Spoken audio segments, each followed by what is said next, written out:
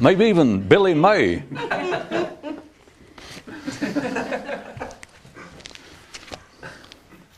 Now the news. Some of these have headlines. As always, you have to figure it out. If it's real long, that's probably the headline. If it's followed by just a few words of a news story, you know how that goes by now.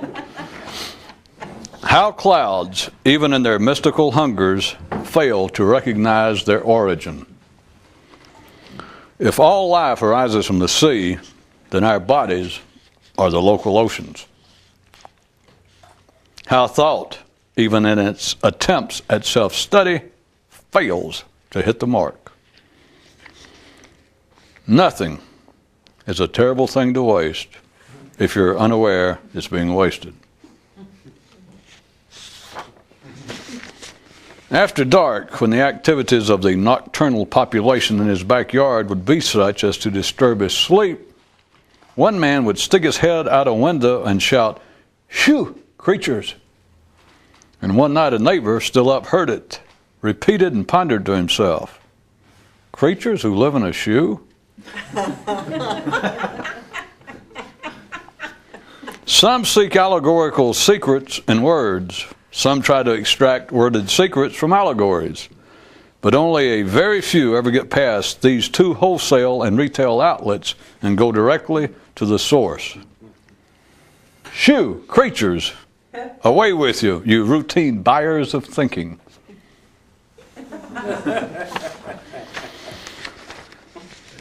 One guy, not normally given to dealing in prayers, would, however, sometimes, after a day in which his actions were less than profitable and reasonable, say aloud to life, "Thanks, big guy, for at least not letting me behave as stupidly as we both know I'm capable of."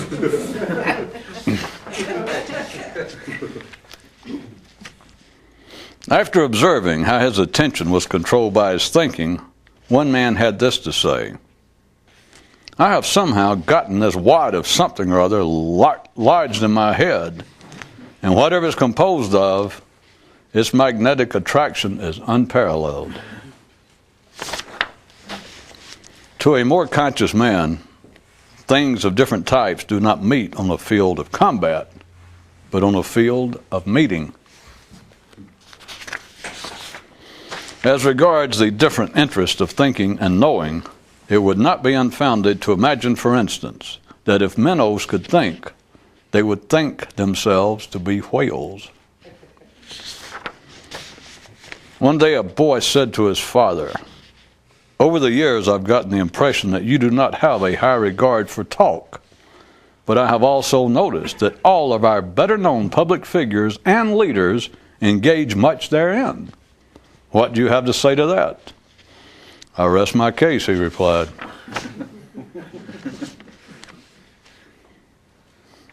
When one man heard it said that vice is its own punishment and sometimes its own cure, he thought, "Gadzooks, if that were only so for stupidity as well." As an early present for an upcoming holiday, one father gave his son this message: "You can't help how you feel, but you can't ignore thinking about it." And the lad knew which holiday was in mind, the day when he had come to his conscious senses. The reason that most go-nowhere mystical systems are based on physical activities is because that at one time, long ago, the most illustrious approach originally known was centered around and focused directly on the body.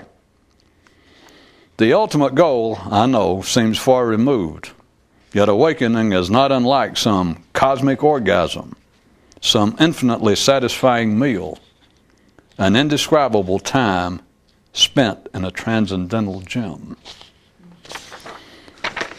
Today's metaphorical morality lesson.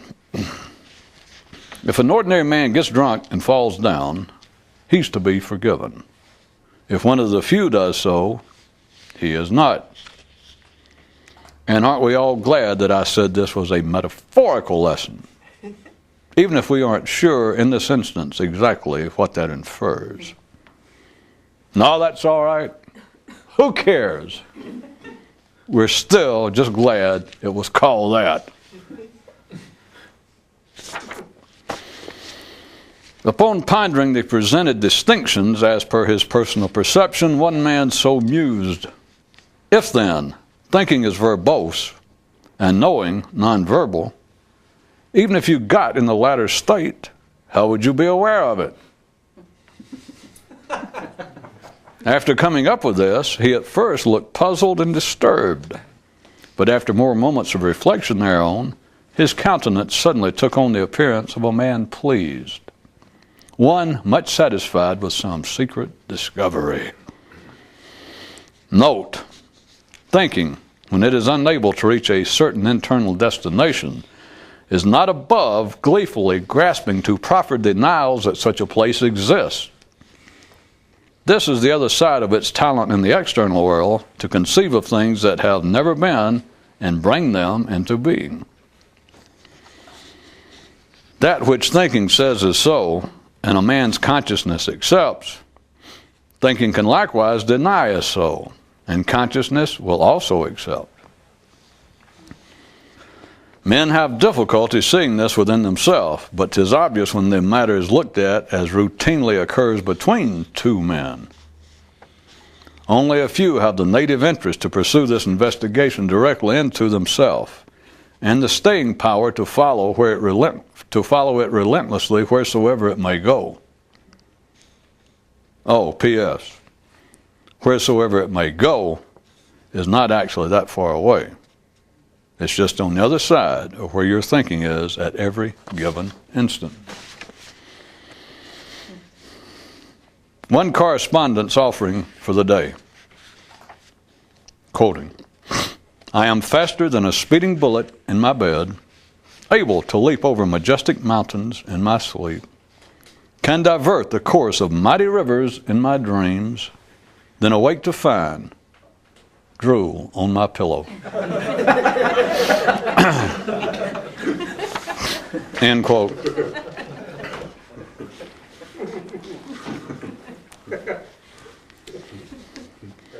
The measured, critical examination of his thinking led one man to make this comment upon its attempt to defend itself. Child labor laws are no excuse. When you are no longer mentally convinced that you know what you're doing, you may be close to doing it right. The majority worry about behaving correctly, whereas the few's sole concern is overthinking badly, which is to say, thinking automatically, without conscious attention. The highway patrol can't ticket you for being stupid, only for driving stupidly. There is no mind, only thinking. There are no things, only what they do. Roads do not come about naturally, but appear where men walk. A voyage is doomed where every sailor has a vote. More perhaps about thinking as opposed to knowing. The secret is that which moves the tongue to speak, yet it cannot be described by the tongue. The secret is that which causes the mind to think, yet it cannot be understood by thought. After being badgered for many a year by one man, life finally spoke to him. What is it specifically that you want? More knowledge? No, replied the man. More compassion? Asked life. No, replied the man. More power? Asked life. No, replied the man. You know quite well what I want.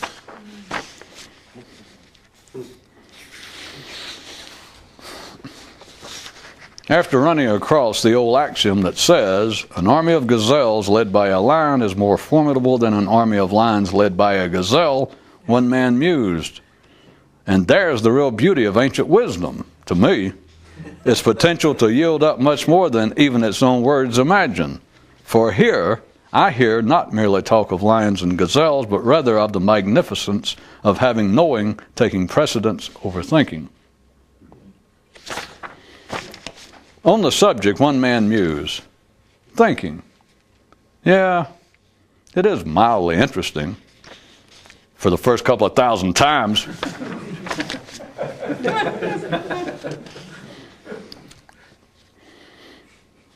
An alert man has no use for thoughts that are not useful to him. I discovered a new myth that you might enjoy. And considering the collective of humanity, let's say, to be a parade.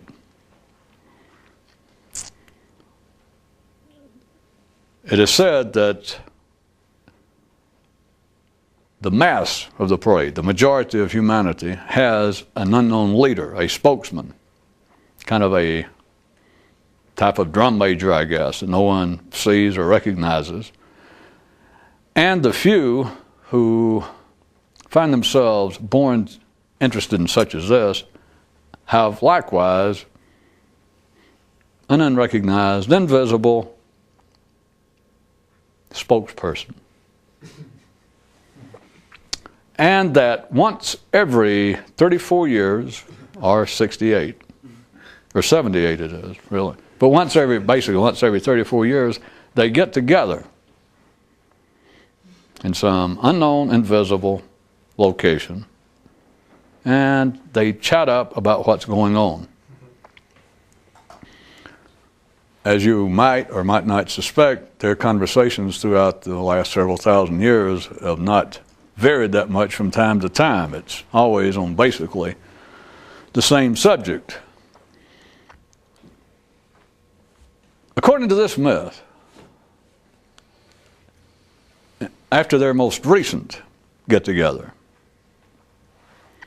that the leader, the spokesman, the representative of those interested in such activity as this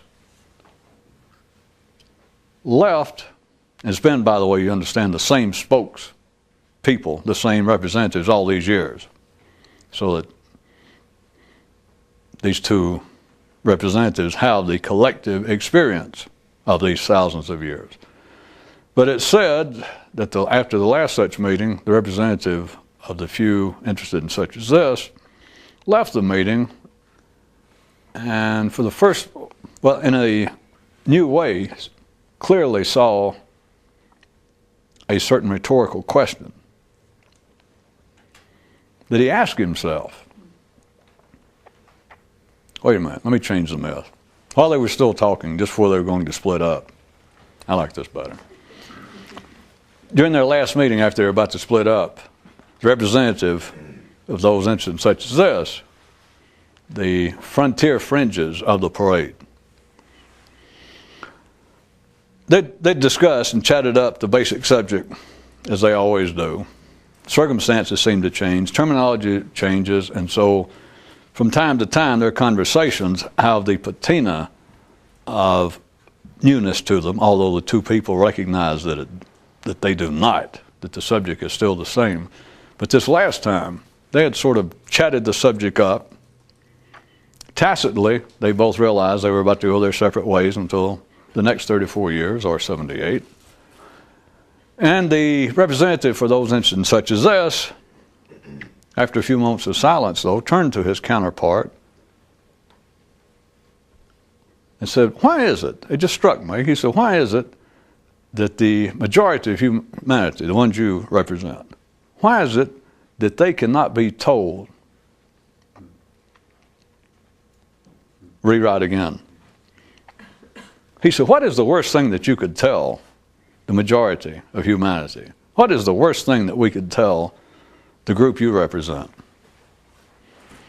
And their representative went, and he thought of numerous answers, but them being the two Sharpies that they are, he knew that the first guy had something in mind, so he said, what? Well, they're not there to impress each other. The latter said, may I propose to you that, would we not both agree, that it would seem that the worst thing that could be revealed to the mass of humanity, and I've got to point out to him also, I've got to inject a certain editorial aside to make sure you're clear.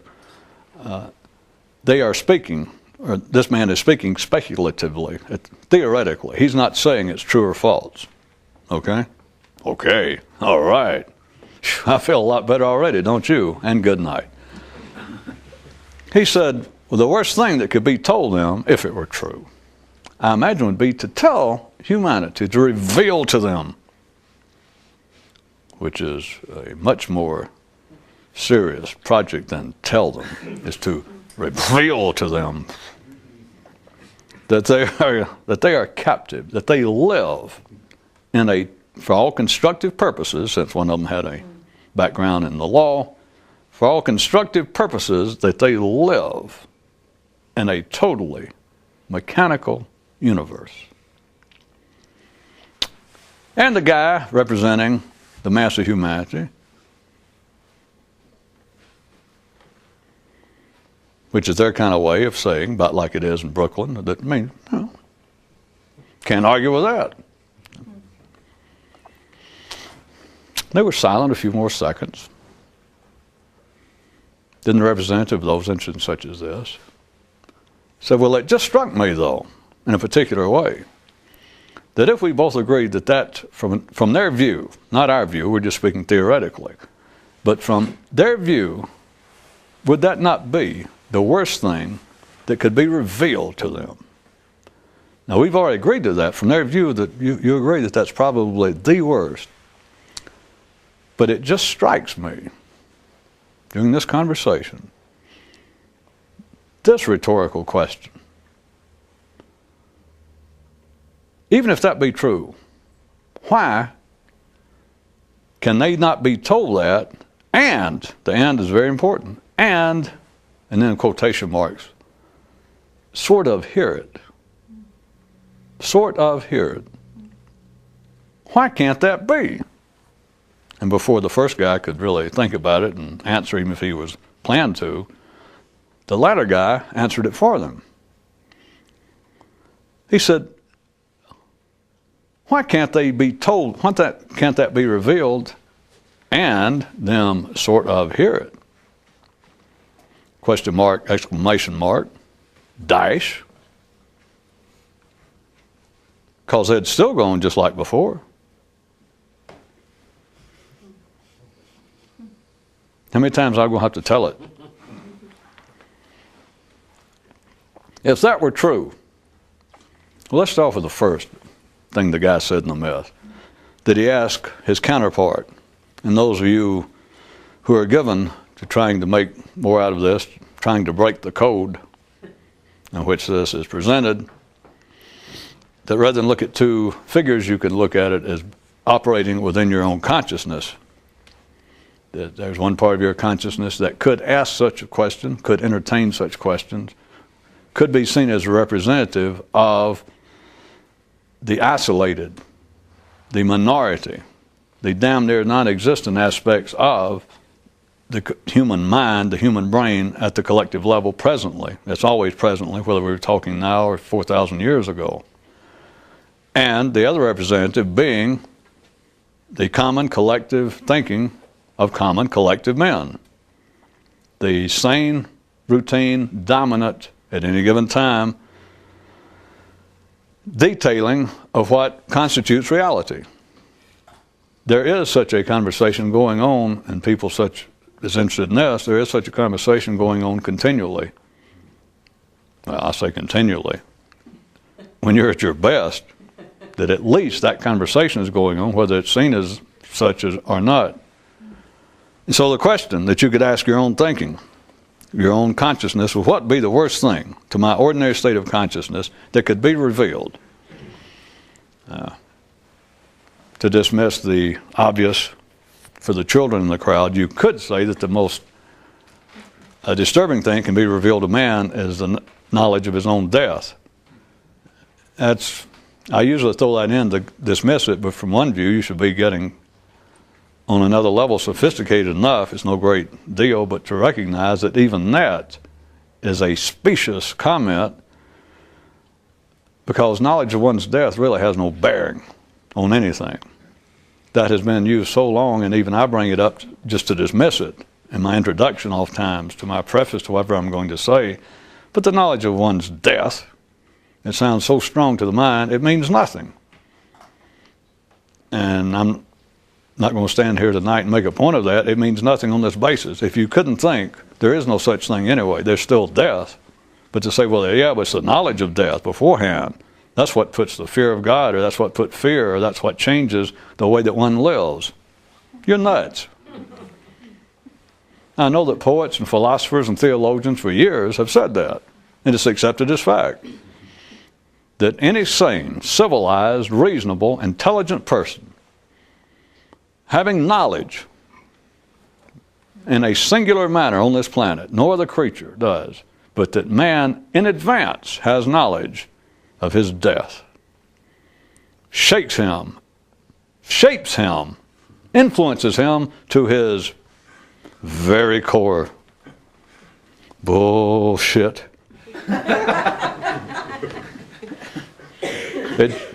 It shapes him and shakes him to his very core on the same basis, intellectually, that it does to say you're going to die. The effect it has for me to stand here right now and say, well, we're all going to die. You go, yes. That's the kind of effect it has. Unless you've got a point to make in thinking. And then thinking drags up and goes, oh. But it's only when you think about it.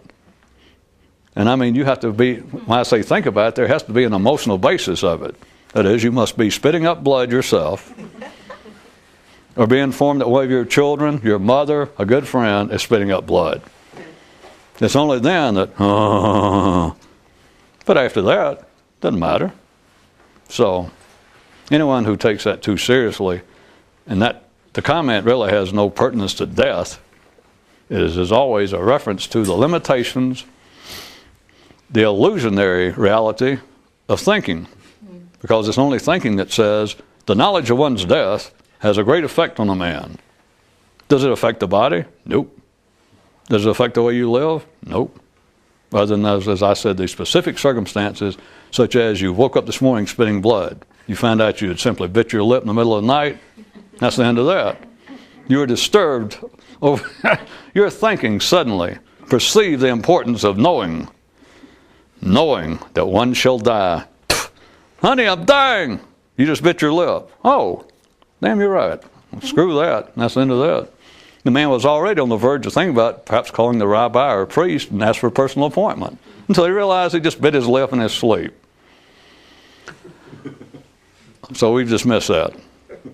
Back to the conversation either between my two illusionary figures or the two aspects of your own consciousness. What is the worst thing that could be revealed to the mind, to my thinking, to ordinary people?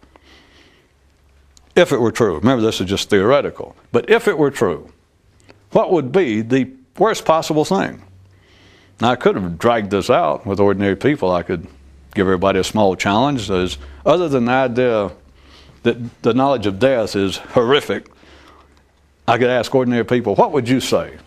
Let's all take a moment and sip our coffee. What would you say if you were making up this story that one of these figures are asking no one, what is the worst thing that ordinary men, ordinary sane men, what is the worst possible thing that could be revealed to them? Think about it. What would you come up with? Here we go.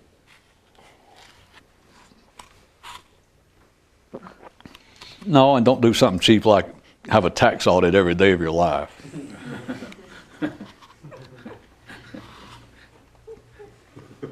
What would it be?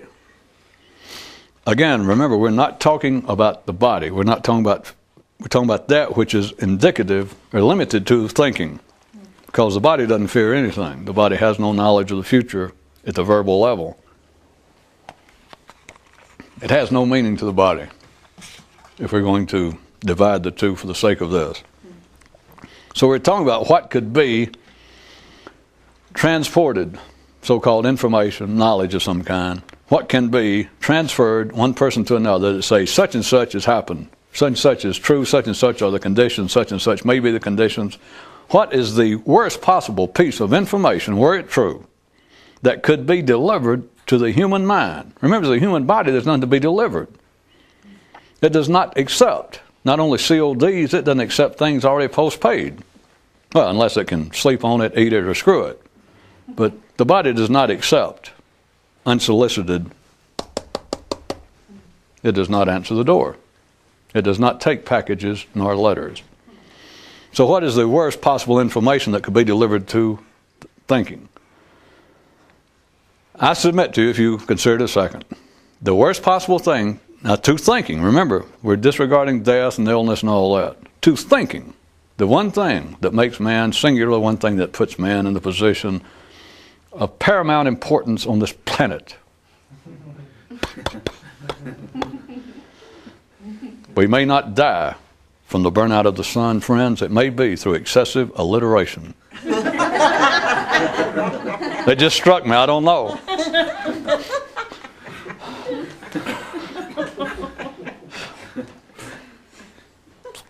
Something to think about, isn't it? I don't know. It's according to what else you got to think about. What would be the worst thing? Now remember, to thinking, to the whole, every aspect of thinking. The output of thinking, which is man's civilization, the world of academia, the world of art, the whole realm of the singularity of man. What would be the worst possible news, were it true, that could be delivered to man, to be revealed to him? It would be to state that you are a captive of what is constructively a totally mechanical universe, which is sort of a fancy way that I could have said that the worst possible piece of information would be to tell ordinary thinking, that is ordinary man, you are an absolute, totally piece of machinery. Predictable, well, skip predictable because that's meaningless. Absolutely mechanical. Do you understand? Absolutely mechanical. But it is better put to say that you are in a totally mechanical universe. Think about it. It's a better way. That would be, I submit to you, to all ordinary, sane individuals and humanity collectively, that would be the worst, were it true, possible piece of information that they could have revealed to them. Think about it a second. Now, I've done it from other views.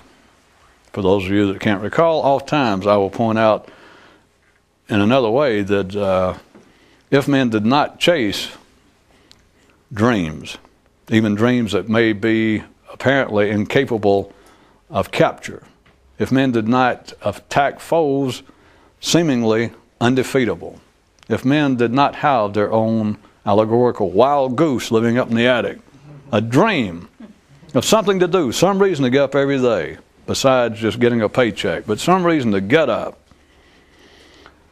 If they did not have some dream in life, if they did not have some periodic pulsation, there it goes again,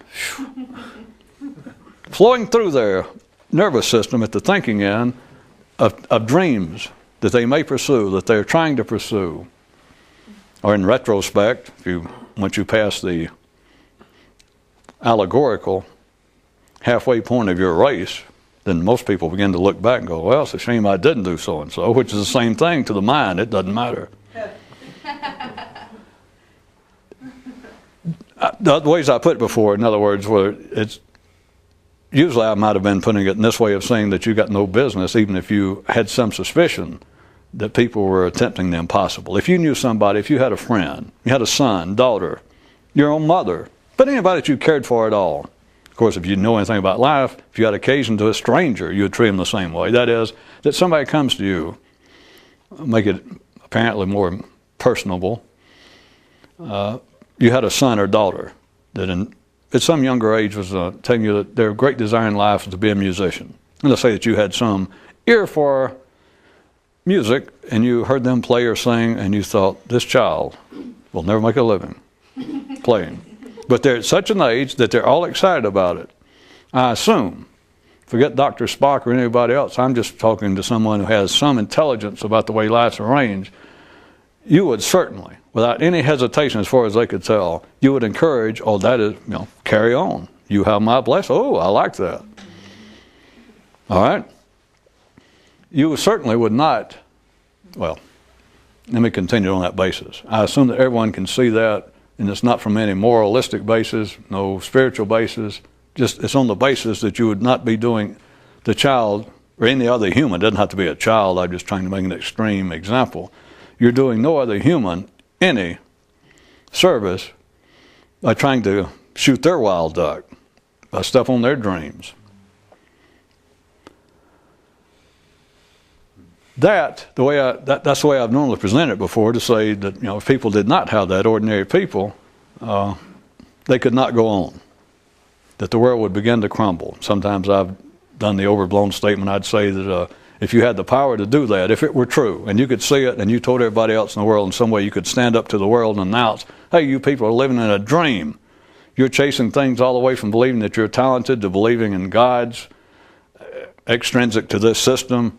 You just started enumerating just one or two real attention grabbers of the dreams and the folly of humanity, and hollered, you idiots! And in some way you had the power not only to shake your fist at the rugmongers, but to make them see the reality of what you were saying. What, the way I put it to you before, you would be doing no one a service. Nay, you would be the cause of the destruction of life as we know it, that everything would fall apart. That if, at one level, men did not chase dreams, all the way from dreams that apparently are capable of fulfillment to individual cases when you say there's no chance of you ever accomplishing what you imagine you're interested in. For that whole range, it doesn't matter how close they are to the dream or how far they are from the dream or how foolish the dreams that seem to be running men individual and collectively. It doesn't matter how foolish, a lot of real foolish, real foolish, or just a little, it doesn't matter. If you saw it, you would have no business trying to make other people see that, ordinary people, because if you could, the way I put it before, that it would just destroy everything. Okay, you all remember that. I've done that more than several times. Now, back to where we were. This guy, this figure representing those interested in the reality that I'm speaking of, in activities such as this, that he asked the representative of everyone else, all the ordinary, sane people, the majority, the healthy, the heartland, the heartbeat of humanity.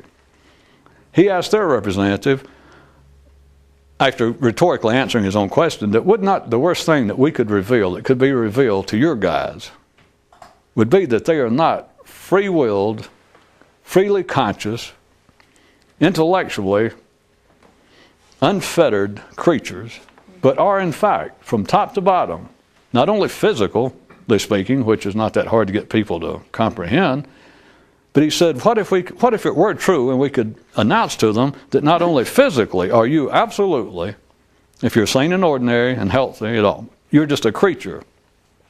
You are part of a totally mechanical universe, but you yourself are totally captive. There is no exception in you, even though you think otherwise. You are in toto, constructively speaking, a captive, an inhabitant.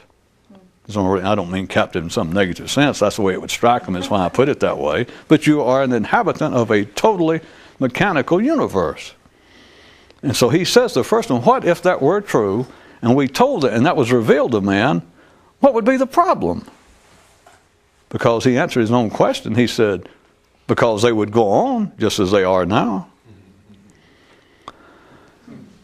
If indeed verbally you have followed this, that last part, even under the conditions of my myth, would sound unacceptably, even literarily speaking, unacceptably irrational, because the rest of the story within its own context almost makes sense. If you take it as a myth, then it made sense up until that point. How could it be both? How? Well, if I have complexed it up too much again, if we had a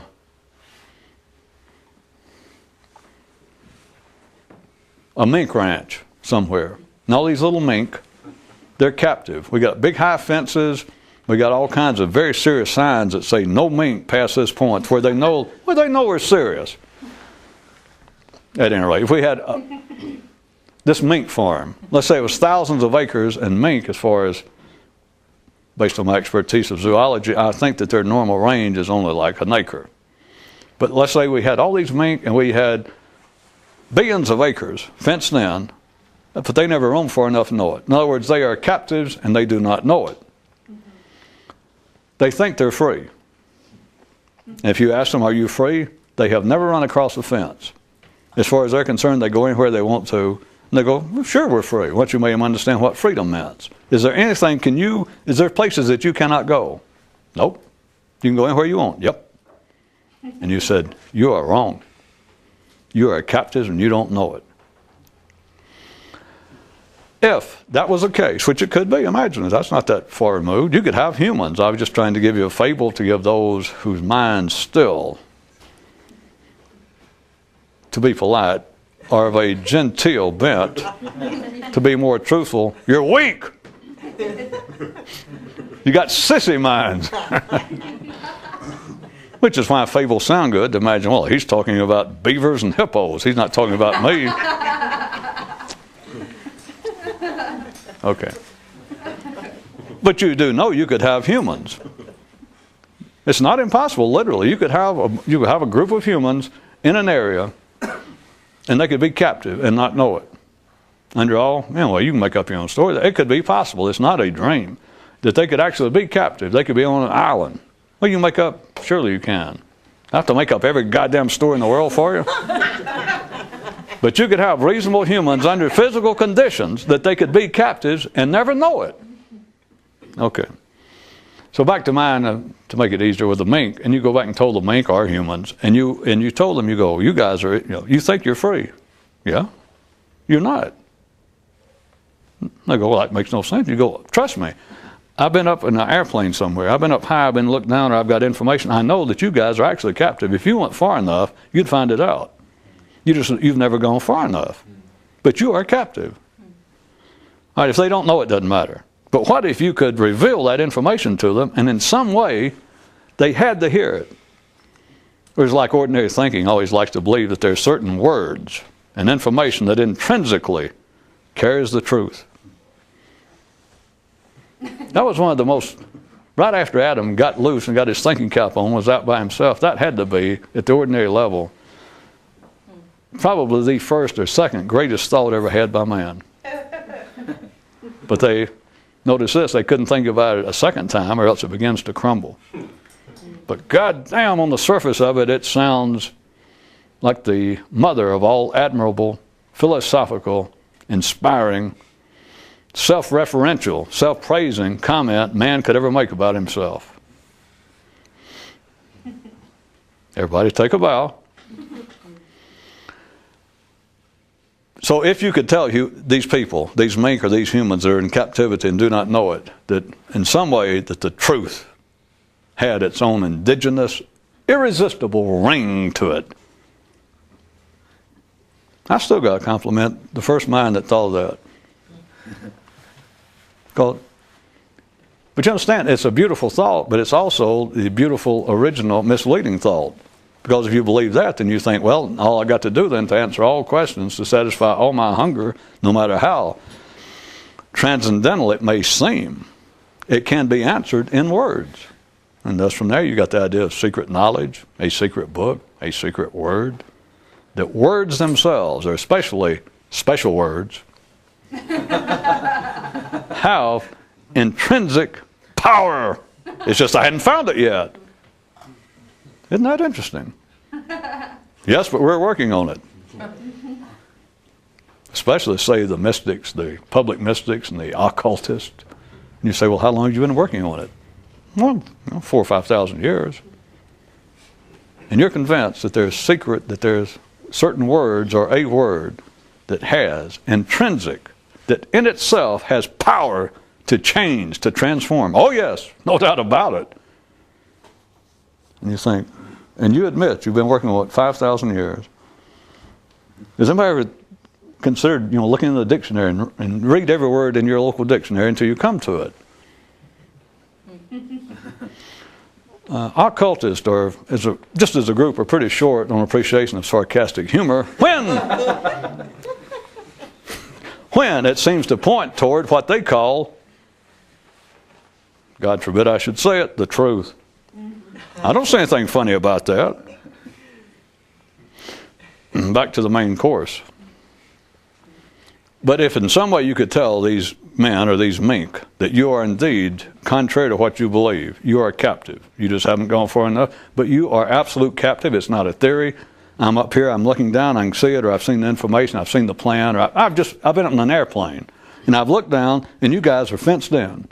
You go far enough, and you're going to find out you cannot get out of there, literally. And let's say that it had the power, that it carried intrinsic, irrefutable awareness of what the sentence is saying. That is, that people went, oh my God. That they had lived their whole lives, built a whole civilization, the entirety of their existence, collectively and individually, was based upon, well, they never even questioned it, that they were free. They have changed the environment there within their captivity. They have done everything that to thinking, albeit self-serving, but they can't notice that at that level, that from that, as far as they can see, there is freedom. And it seems to be evidenced, if not proved, by the way in which they have been able to change the external world, that they have been free to do it or free not to do it. And you say, yeah, but it appears that way. It's like the toleration, I point out, within a piece of machinery itself. The gears, the bearings, cannot be a perfectly tight fit, or else it will not move. There has to be tolerance, is why I threw in the old legal term of constructive. That you live what is constructively a totally mechanical universe.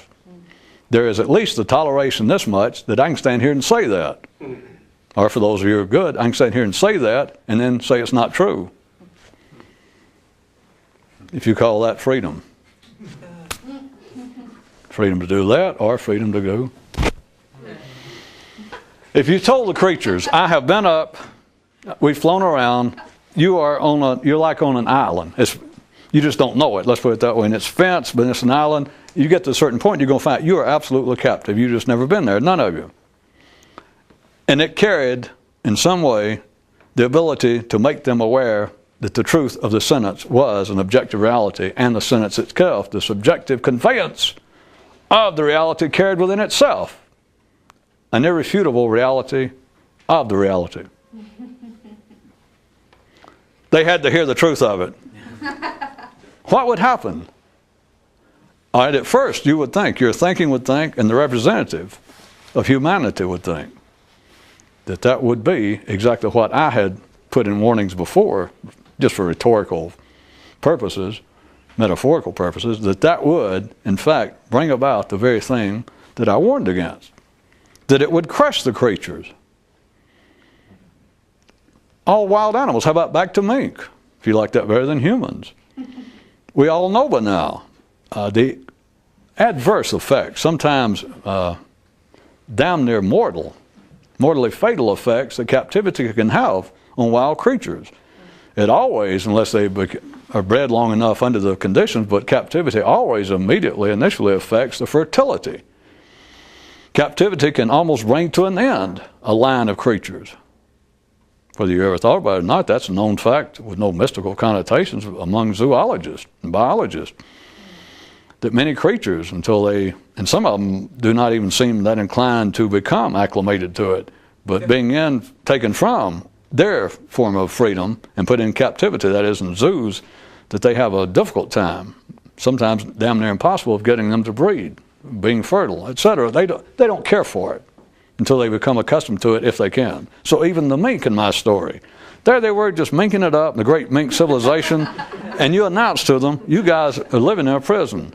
And let's say that the mink, same as the humans, they went, are you serious? And you go, yep, I hate to tell you, but it's a fact. You guys are locked in, you couldn't get out. Or you get a little further than you've ever gone, and you are locked in. Same way I could say that there is every likelihood in the world that it would have an adverse effect, and all the way from adverse to perhaps fatal. That's what you would think. You know what, the reason I brought up some of my past stories is I have, for other purposes, almost said the same thing.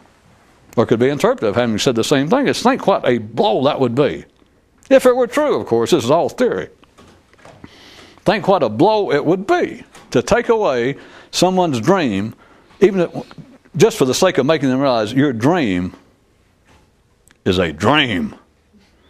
I mean, it's not a possible dream that can be fulfilled. Your dream is a damn illusion. You're living under conditions that your dream is outside the bounds of a prison in which you are unaware you exist. That your dream truly is a dream. It is incapable. Based upon the unrecognized position in which you are presently in, any dream that you have now of doing this or that is belied by the fact that you are in a prison. We're speaking here, of course, because you know you're in a prison physically. But it's here. And my statement is, or in the past, and you would think now under the conditions of my myth, that if you told the humans on this island, or the mink in this unknown ranch, this fenced-in ranch, if you told them that in some way, just them hearing it, they went, and they recognized the reality of it, if it were true, then what would it do? Well, you would think it would absolutely take the spirit out of them. You would believe that would be the end of it. It was only, I'll go ahead and put it into specific words, it's not normally looked at this way, but it can't be denied even by ordinary minds. Civilization would not carry on. Men would not get up and engage in activities every day that did not directly have to do with survival. That is, anything having to do with the civilized world, as I've limed it to be, they would not get up and participate in such activities were it not for the belief that things can change, that some of the dreams that they have about beyond the survival level are possible, that some of the ideas they have, some of the theories, some of the dreams they have are potentially valid. So if they were told and could hear it, that you are living constructively in a totally mechanical universe, that would be the end of humanity as we know it. That would be the end of civilization. That would be the cessation of men waking up in the morning and going out to pursue dreams that had nothing to do with directly filling their belly or getting them laid or a place to get in and out of the elements. You would say that. It would fit everything else. But it's not so. If that was the great piece of secret information, let me just now, since we're just talking, what if that was the secret of life, the great imagined secret, or the knowledge in the great secret book that all religions in their more mystical forms and all mysticism in its more public forms, they all dream of? And what many people who are neither religious nor mystical still believe there's some great secret, if nothing else. Those who are normally intrigued by the idea of political conspiracies or economic conspiracies, it's all based upon the same thing, that there is some secret that the rest of us are being kept out of, as though they care about the rest of us. Me! My lack of fame, fortune, my feeling of impotence, in some way is based upon this secret being kept from me. Because I know it's not my fault.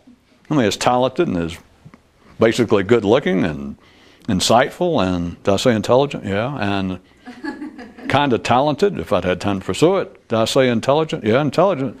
So I obviously would not be in the piss poor position I am today were it not for some secret that they're hiding from me. What if the secret knowledge, and I'm just talking, I don't mean this seriously at all, of course, but what if the secret piece of knowledge, the secret, is the fact that you are living in a totally mechanical universe, period. That's it. What it is, 7 or 8 words, that is the secret. When Abraham finally burst up all the false gods and walked back in the kitchen, back in the storeroom, that's what he saw, the real God. When Moses went up on the mountain, that's what he found out. When Zoroaster went past, seeing that it's a great battle between light and dark, light and dark, light and dark, light and dark. And then one day, long about just before sundown, he walked off. He walked off in the tool shed out back, opened the door, and fell into a state of higher consciousness, just before daylight and dark. And that's what he saw. The Buddha sat there long enough, and what did he see? What if the secret was just those? You live in a totally mechanical universe. Just what if that was the secret? Is that why it would be held back from man? I repeat again, there's a point to this. It's not going to be any more obvious probably to most casual listeners than any other ending of these verbal forays. At first, to ask the question and to try and answer it intelligently, reasonably, from anybody's view, you would say, you would conclude that if that was the secret, and that in some way the secret carried with it the power, the irresistible power to make hearers aware of it, to make them accept it. The whole idea, you know, when you hear the truth, you'll know it. If it had that power, what difference would it make? Why would it be a secret? Well, let's put it another way. The answer, in case you, maybe I'm dancing around it too much, what I'm trying to get you to see at one level immediately, if you say that to the mind, to thinking, then you got your own thinking. Don't worry about other people. You got your own thinking. It's emblematic of everybody else's thinking. It's a beautiful example. Well, it's got to be, or you can't hear any of this. You've got to at least be at that level. If you hear that, and let's say you accept it as true as best you can, what the hell difference does it make? None. Not to thinking.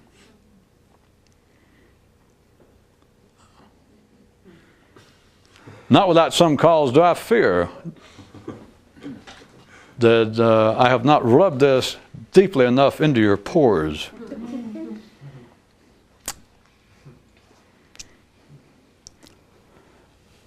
Let's take ordinary people in their ordinary state of mind, intelligent, ordinary, sane people.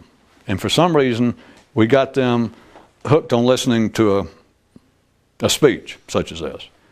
And I said, all right, I'm going to tell you something that you gave them some build-up about you've been studying somewhere and you'd trace this all your life, one of those big tear-jerkers, and ruined your health and lost everything, and you finally tracked down a piece of secret information and you gave them some new story about that you actually got it, that there have been creatures here from other galaxies, other universes even, other realities. And you said there is this whole idea of guide, all the way from the ideas of guides to the idea of secret knowledge, has a literal, physical basis. But what it is a piece of information. And the piece of information is right at the heart of creation of our kind of universe anyway. It went with, if you look at the Big Bang metaphorically, at the same time it went bang, it also went mechanical universe. that was part of it. And you said the secret, everybody's been thinking about that there's a piece of information that no one's aware of. Now remember, I'm talking to ordinary thinking. You're thinking, the mass of humanity is ordinary thinking. And let's say, the point I'm trying to make is we get them really interested. You get your thinking like, okay, through whatever way that this is, and they listen. You gave them a little more than you want. It could be dangerous. It's volatile, to say the least.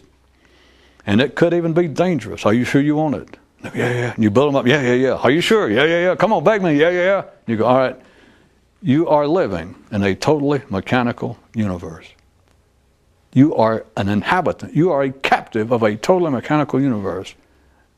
And all that implies, in case you got to push it, and all that implies, all right, at one level, at an ordinary level, if everything I'm saying were true, which it's not, obviously, but at first it sounds like that it were true, that if they could hear the sentence itself, and the sentence itself was a reflection of reality and carried with it the irresistible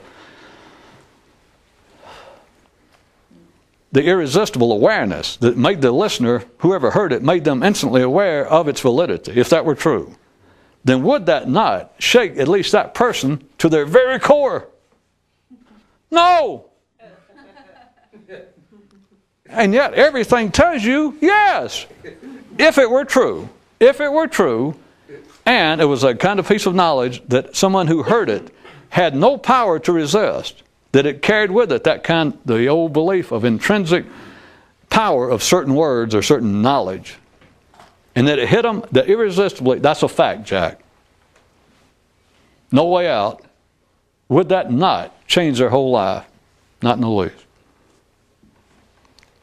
But at first you would say, well, you can't have it both ways. Yes, you can. The reality is right there. You didn't need me. I just know you never heard it put in words that way. Because if it were true, let me put it this way, experience has already made everyone aware of it. Or put it another way, for those of you who really have big boy and girl minds, if it were true that you are a captive, that you are born into, and that you are an inhabitant, just the same way as physically. You see you were born here. You don't know where else to be. There's nowhere else to go. If you could afford it and mount your own space expedition. All right, let's say you can fly to the moon and set up camp there. You realize you're still in the same universe, or to Mars. Everyone understands that physically, I am a captive of this universe. Nobody questions that. But if in some way people were made aware of the fact, if it were true, that you are a captive here just as well, there's no difference between that and your liver. The brain, the mind, the conscience, the consciousness, the soul, the spirit. Call it anything you want to. But it is still in the same universe. It's going nowhere. It's got nowhere to go. And you made them, and in some way people are aware of it, and you go, that would change everything. People know it. If you were born under those conditions, how can you not know it? How can you not be aware of it? How could it come as a shock if it were true?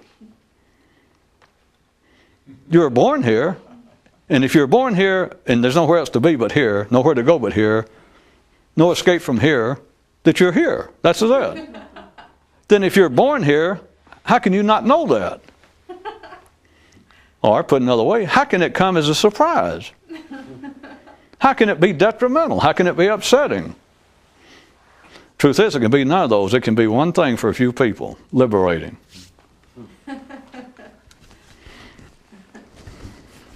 This good night from number 47296. Cell block C. Signing frigging off for the night.